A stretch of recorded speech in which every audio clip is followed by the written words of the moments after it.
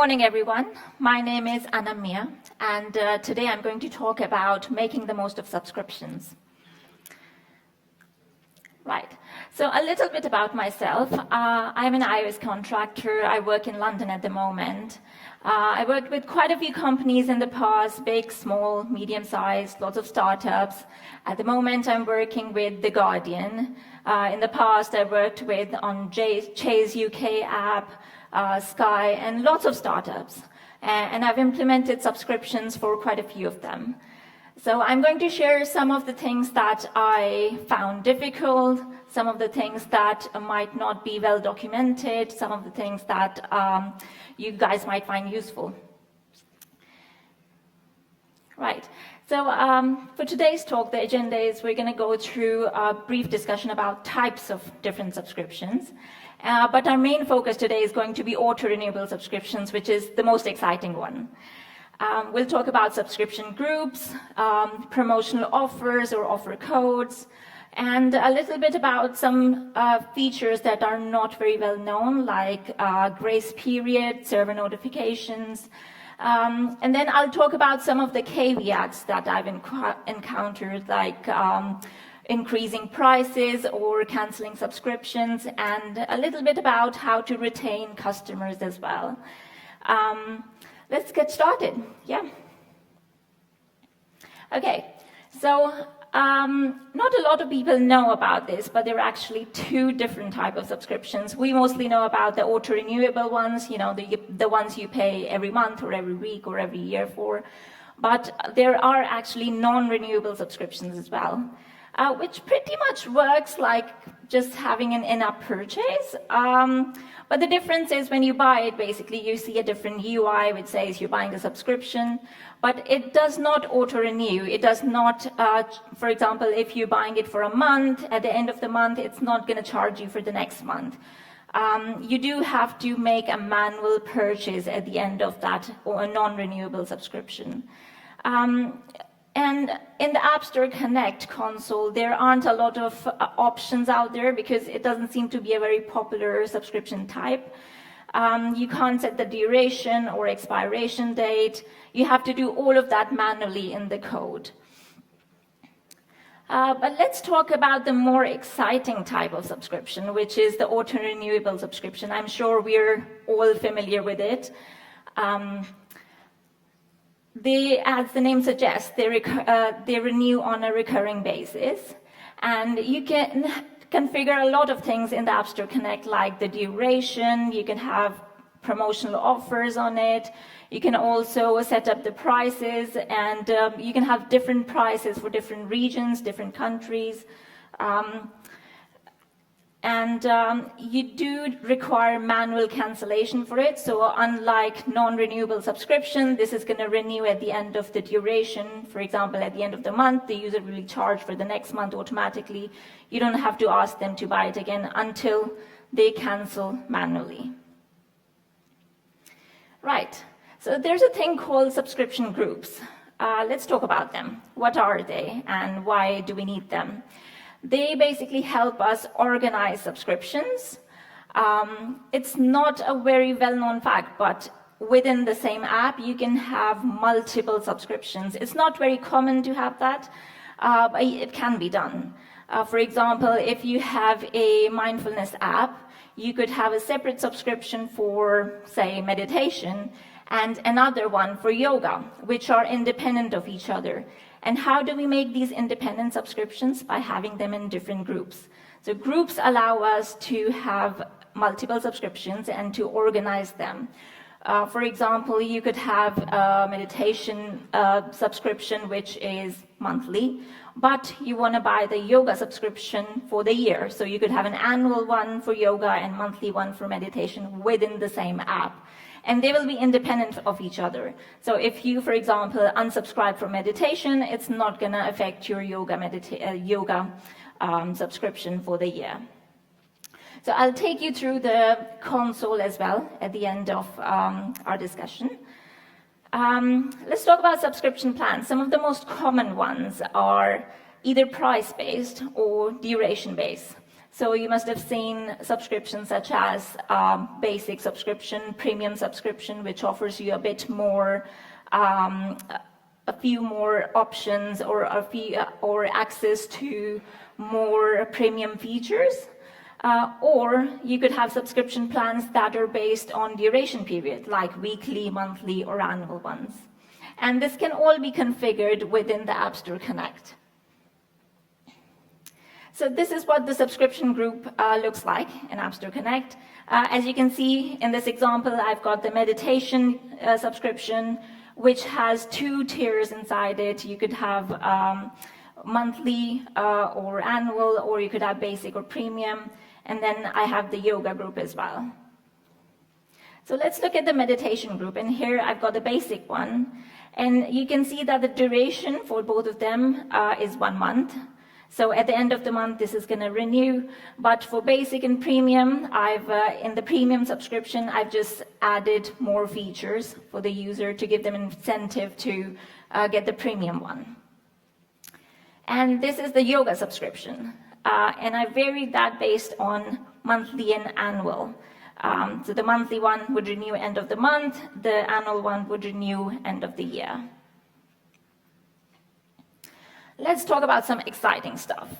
Offers and promotions that you can apply to your subscriptions. There are actually 3 kind of options that are available to you, and all 3 have different purposes. Number 1 is introductory offer, which are great for acquiring new customers. Then we have promotional offer, which are not for new customers, they're only for your current subscribers or the ones who have lapsed. And then we have offer codes. They're a completely different type. You get an offer code, it could be via email or some other method, and you enter that code to get a few bucks off your subscription. Right, let's talk in detail about introductory offers. Have you guys ever signed up for like a free trial of this application? It's free for 1 week, and it says after 1 week you have the option to cancel, or you can carry it on and pay $79.99 for it. And I find those very exciting. It's so hard to resist a free trial. I end up buying it, and like 2 weeks later, I've been charged $79.99.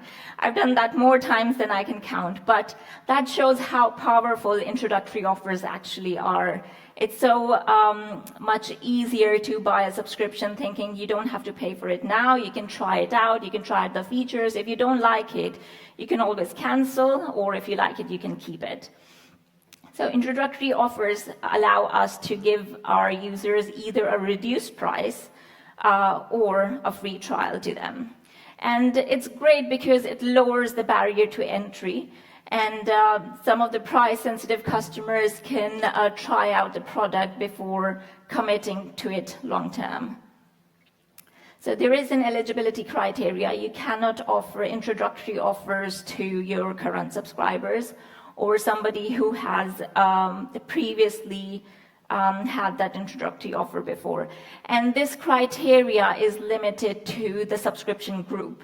So for example, if you've had an introductory offer for meditation, you could still have introductory offer for yoga as well, even though it's within the same app.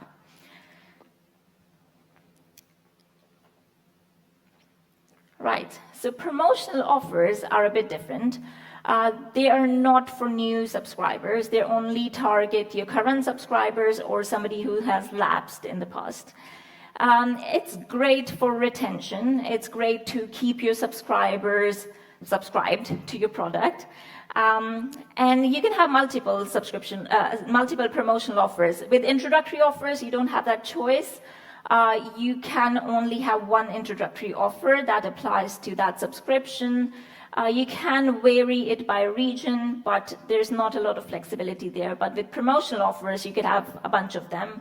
You could target different customers based on different things, and you display the promotional offer yourself in the code. So you have a lot of control over who you target for your promotional offers. For example, recently I created a win-back offer, which was meant for customers who are thinking of canceling, who have pressed the cancel button, who are still subscribed, or somebody who might have lapsed in the last few months. I give them a nice promotional offer, say, do you want to come back for 50% off? And it's great to kind of lure them back in. The one tricky thing about promotional offer and implementing them in code is that they still need server-side coding, which is a shame. With StoreKit 2, we don't have to do any server-side authentication anymore. You don't have to validate receipts on a server. It comes out of the box with StoreKit 2, but for promotional offers, you still have to do a bit of server-side coding. You have to create, using a private key, you have to actually sign the parameters that you need to apply to your promotional offer. It requires a bit of work. And let's talk about offer codes now. So we do have a limit on offer codes that we can generate within the app. I think it's 1 million per app per quarter. But they're great for example, your marketing teams because they kind of work outside the box. You go to App Store Connect, you create some offer codes. They can either be auto-generated by Apple, or you can choose to, create a code yourself and put a limit on it, on a number of times it can be redeemed. They're really great because you don't have to do a lot of coding for it. You just generate it, give it to marketing. It comes with a URL as well, which can be tapped, and it will take you to iTunes Connect and allow you to purchase that subscription on a reduced price. I'm going to show you the console as well in a bit, where you can generate these offer codes. They're great if you want to promote your app through SMS, social media, or email, or any other channel outside the app, even though you can configure it to pop up in the app as well. Right, let's talk about billing retry and grace period. Does anyone know what a billing retry period is? Or a grace period? Okay, a few back there. Okay, so billing retry period is about 60-day period after, if, for example, you have a customer and something went wrong with their card, maybe their card expired, or something went wrong with the billing, and you were not able to charge them end of the month for the next month's subscription. So what happens then? Do they just get canceled? I mean, that would be really bad for business, right? That's why Apple gives them a billing retry period. So for a 60-day period, Apple is going to continuously try and get their billing sorted. They're going to give them a notification or email saying that, your card's not working, you're not able to pay for your subscription. Do you want to go and correct that? So that gives us a nice little window in which a user has the chance to go and correct that. And so what's the grace period then? During the billing retry period, the user is actually not eligible for the subscription features. For example, if you were offering premium features as part of your subscription, if their subscription is in billing retry period, they would not be able to access that, which is awful experience for the customer. That is why we have grace period. So grace period allows us to give user a free period during which they can choose to go and correct their billing errors. We do not get paid for that little window. We can set that window to, I think, 3 days or 28 days, and there's one in the middle as well.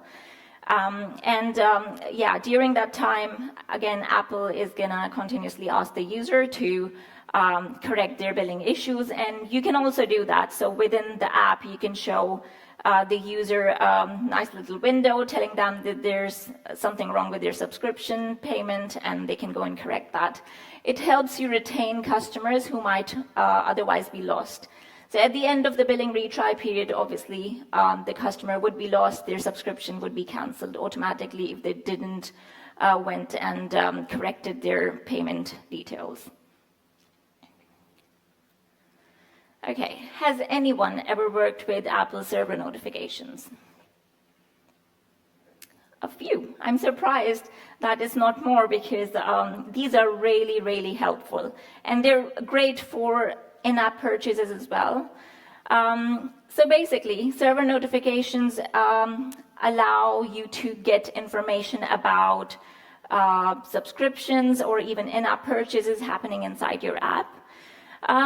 So there are other ways to do it as well. I think most common way of getting those sort of analytics is, within your app, when somebody makes a purchase, you call your API, let them know this purchase has been made by this user, and you mark them in your database as, a premium user.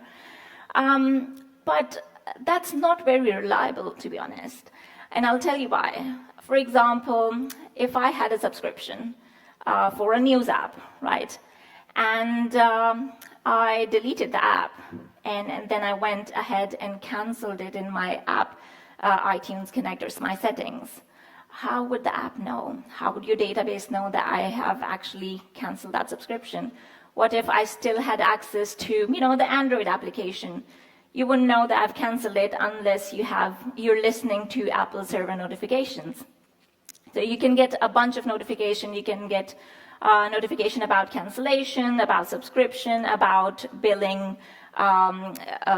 retries, or if somebody avails a promotional offer. You get a lot of data, and it's great for analytics and great for maintaining systems, especially great for if you have a multi-platform application. For example, you have Android and web version, and you want to keep users' information up to date.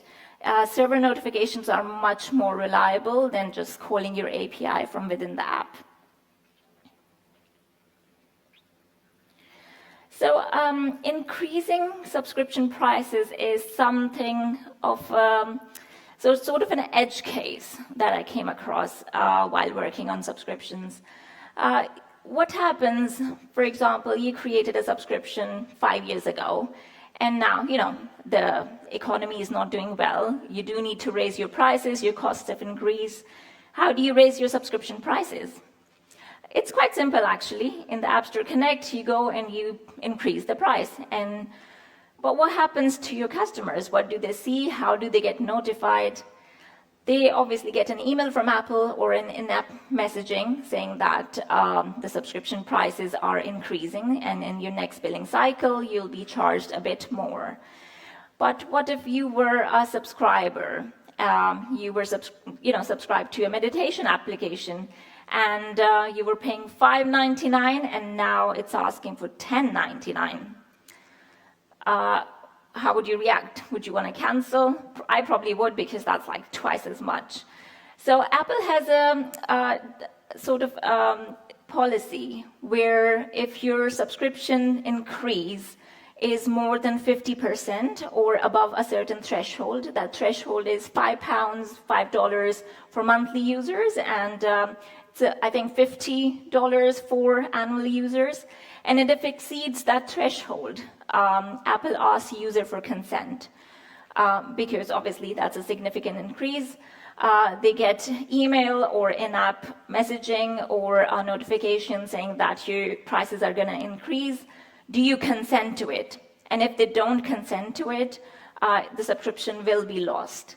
But if that's below that threshold, then Apple doesn't ask for consent. It just notifies them that your subscription prices are increasing. And yeah, that's information. So they don't have to say, yes, I want to continue or I want to cancel. It will renew automatically. They will just get notified for it.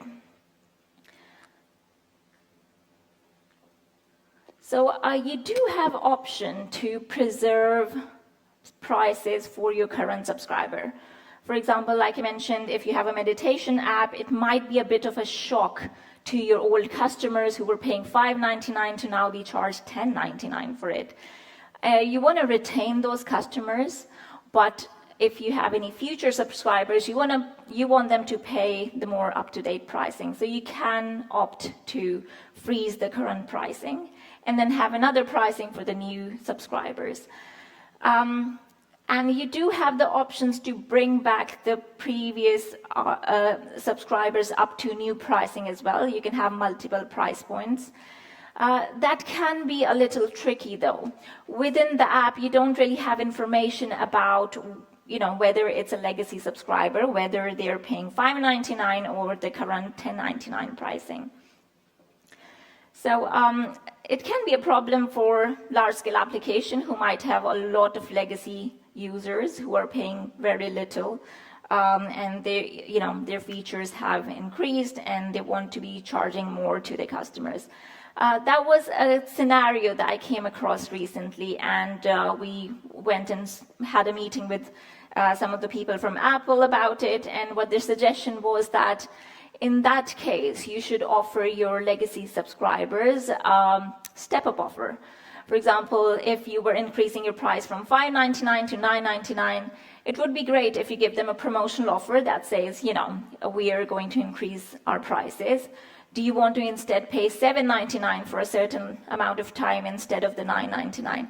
It kind of helps ease your users in, and it kind of helps build trust as well. Okay, subscription cancellation. So I recently heard, I think in the latest iOS, it is possible to add a button which would actually cancel your subscription. But for any previous versions of iOS, it's actually not possible for you to have a button and add some code to cancel user subscription. The user has to go to their settings or iTunes Connect to cancel the subscription themselves. But I think one great way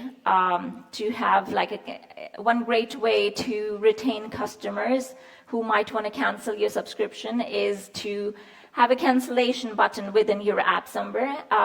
A normal user, who might be using Android as well, would expect to find a cancellation button in the settings somewhere. It's great to have it there, even though you can't actually do it. You can link it to your settings or iTunes Connect page where they can go and cancel the subscription. But it's great to have it there because it gives you an opportunity to see that somebody is thinking of canceling, and you can maybe show them a promotional offer and retain them.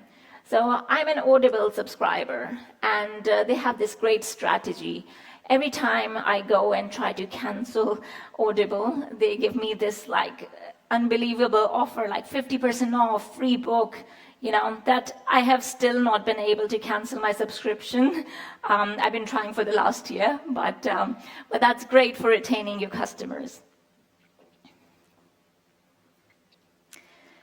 Right, A/B testing. So what if you want to A/B test your customer? You want to create different price points or give them different options, even though you just have that one product. You can do that with different subscription groups. So you can offer one subscription group to 50% of your customers and another one to your other customers. If the subscriptions are within the same group, customers can actually go to the settings page and see the subscription and switch from over there. That's not something a lot of people actually know about. But for A/B testing, yes, you can have multiple groups, you can have multiple subscriptions, but one thing to bear in mind is that once you create a subscription group, and if even a single person has subscribed to it, that's going to stay there forever. So you're going to have to maintain that forever. So I have seen applications who had maybe 10 subscription groups, which were selling pretty much the same product. The problem is after years and years of doing that, now they have about 20 subscriptions that they need to maintain. And the maintenance can have a cost to it.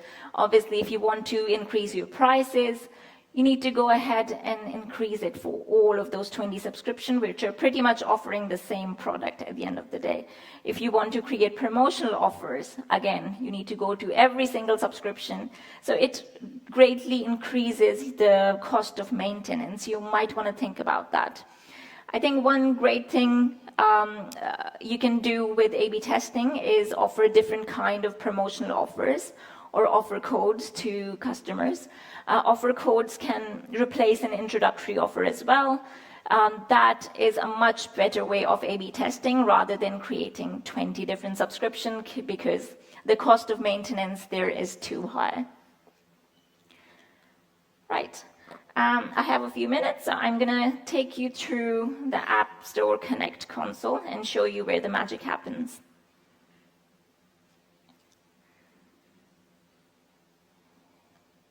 Sorry, I just need to find...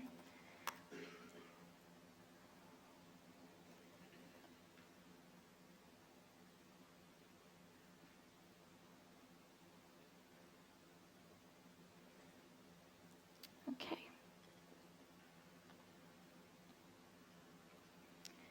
Right, so this is sort of an app I created.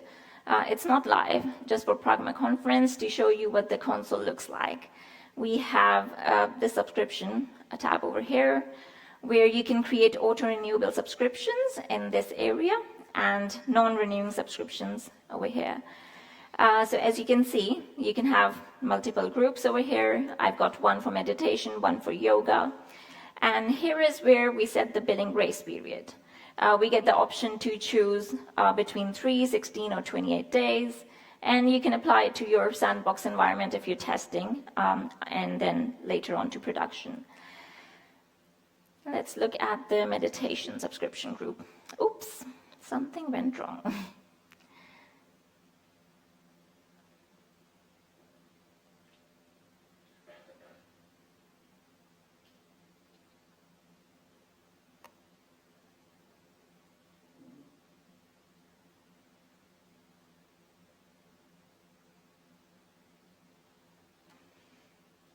Right. So we'll see different options. I've created a basic subscription over here and a premium one. And I varied them by price. So you can go and select different prices. So in the option to select pricing, you do have the option to set different pricing for different countries. Sorry, the internet is a bit slow at the moment.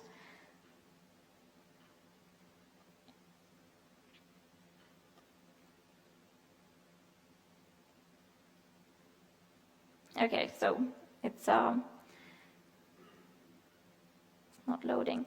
But I really wanted to show where you can set up your URL for server notifications as well, because that is very useful to have, and it's quite simple to set up.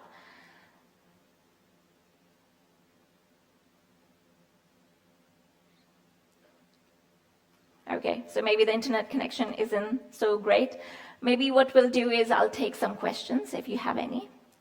We'll have a bit more time for questions. Hi. Hi. Very good talk. Thank you. I have a question about, or do you work with services that connect, for example, apps to connect subscriptions, Google subscriptions, and so on? So, for example, I know RevenueCat, and you can also set up server hooks there, and it's everything in one place, so to say. What do you think about services like this?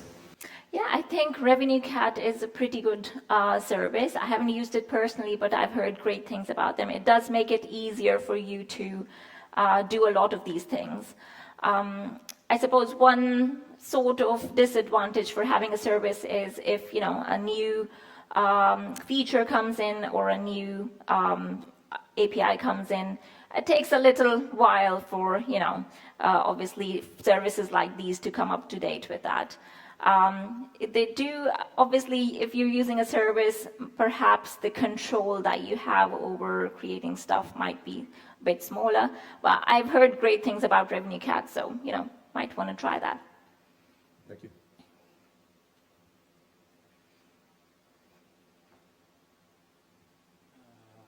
It was a great talk.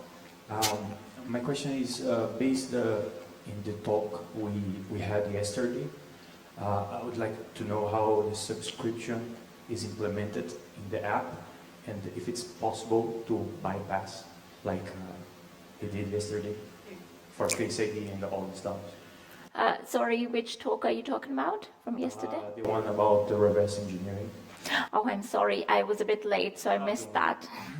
But you can explain what you mean. Basically, he was able to bypass some native security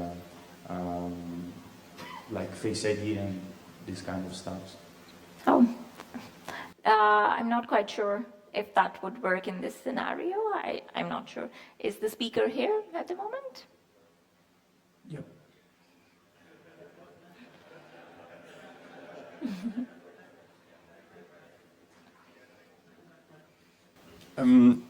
It would actually work, so you can locally bypass it, but you can't obviously bypass the server side. So locally you could somehow say that the subscription was paid and you could continue with the feature, but depends how it was implemented by the developer. So it could also be that some packages could be encrypted server side, which would be downloaded to the app, and then you probably would have very hard times doing it. Yeah, that would be quite interesting to see.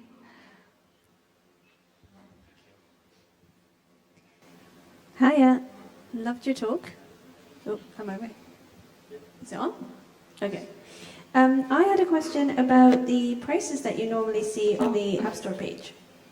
So, for example, Calm, I've been a Calm subscriber for like so many years, and I pay, I think it's even less than 30, so it's like 29 a year. But here on Calm, it says Calm Premium 1 year, 39, Calm Premium 1 year, 34. Calm Premium 35, Calm Premium 1 year 42. They're like all these prices, and you were talking about that because you would probably want to increase and so on. So what is it that's being shown to the user? Because you were also talking about groups that you can't deprecate. So I was just curious what's actually showing up visible to them on the sales page.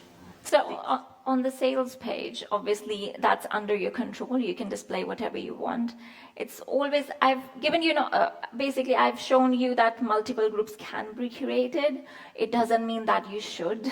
You shouldn't overwhelm your customers with so many different options. That kind of gives you decision fatigue. So it's best to have limited options, as limited as possible, like a yearly, monthly plan or a premium or basic plan. But you can actually, if you have lots of subscriptions within the same group, you can actually go to your settings and see all of those subscriptions and actually switch them, even if the app doesn't display it. Okay, I think I'm a little bit confused because they're all for 1 year, the ones I listed, but they all have different prices, and they're the in-app purchase section. So what I'm thinking is it's all different groups of people who subscribe for different prices. Is there a way to hide that?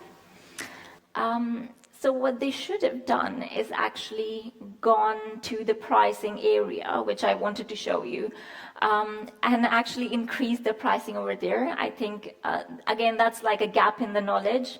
There's so many things that you can do with this that like a lot of people, a lot of developers are not aware of. They probably did that because they didn't know that they can actually go and increase that pricing over there. So they created another subscription, and I've seen that in the past. Again, like I said, it creates so much work in the future if you wanted a promotional offer or something for all of your subscribers. But the best thing to do is actually increase the same pricing. Like I mentioned, you can freeze it for your current customers if you didn't want to raise them, and then create another price point for the same subscription. It would keep your maintenance cost very low. Thank you. Last one.